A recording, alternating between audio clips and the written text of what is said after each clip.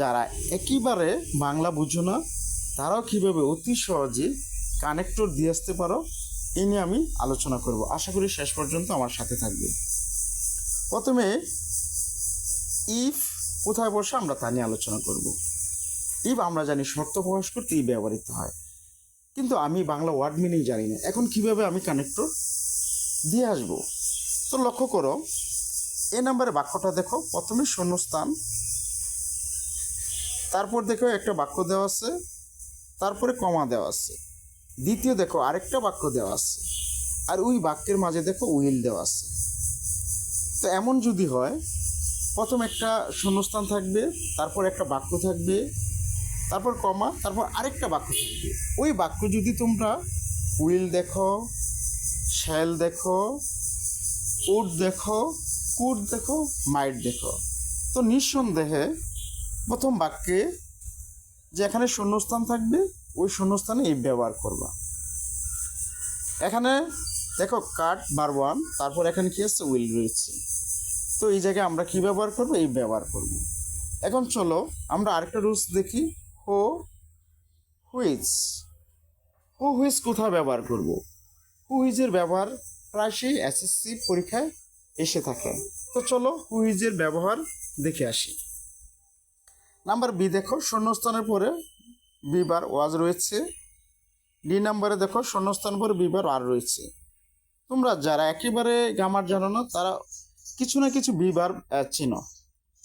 তো এমন যদি হয় যে শূন্যস্থানের আগে একটা নাউন থাকে এবং শূন্যস্থানের পরে বিবার থাকে, দেখো বি নাম্বারে ফক্স নাউন, ওয়াজ বিবার, তারপরে ডি নাম্বারে দেখো পিপল নাউন, তারপরে শূন্যস্থান পরে আর বিবার।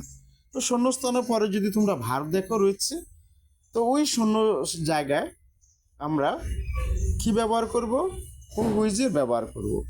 এখন হু বসে ব্যক্তির ক্ষেত্রে আর হুইজ বসে বস্তুর বা প্রাণী বোঝাতে। এখানে বি নাম্বারে ফক্স, ফক্স হচ্ছে একটা প্রাণী বোঝাচ্ছে। এখানে আমরা কীভাবে বসাবো? হুইজ ব্যবহার করব। তারপরে ডি নম্বর লক্ষ্য করো, শূন্যস্থানের আগে দেওয়া আছে পিপল, পিপল হচ্ছে ব্যক্তি। এখানে আমরা কি ব্যবহার করব? হু ব্যবহার করব। তারপরে চলো আমরা দুয়ের ব্যবহার দেখি। দু মূলত দুটা বিপরীত জাতীয় বাক্যের প্রথমে দু শব্দটা ব্যবহৃত হয়।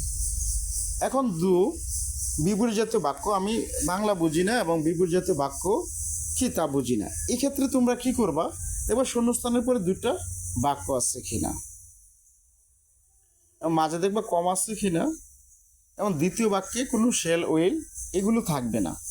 এই ক্ষেত্রে আমরা দু ব্যবহার করব। এই শূন্য জায়গায় আমরা দু ব্যবহার করব। আমি এর বাংলাটা বলি।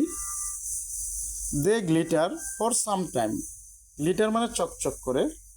আবার বলছে দে ফ্যাট অ্যাওয়ে, এগুলো ফ্যাট মানে রং নষ্ট হয়ে যায় বা মলিন হয়ে যাওয়া। তো প্রথম বলছে চকচক করে, তারপর বলছে মলিন হয়ে যায়। তো প্রথম বাক্যটা দ্বিতীয় বাক্যের কি বিপরীত। এক্ষেত্রে আমরা এখানে কি ব্যবহার করব? দু ব্যবহার করব। আশা করি তোমরা সহজেই কানেক্টরের ব্যবহার বুঝেছ। আজ এই পর্যন্ত।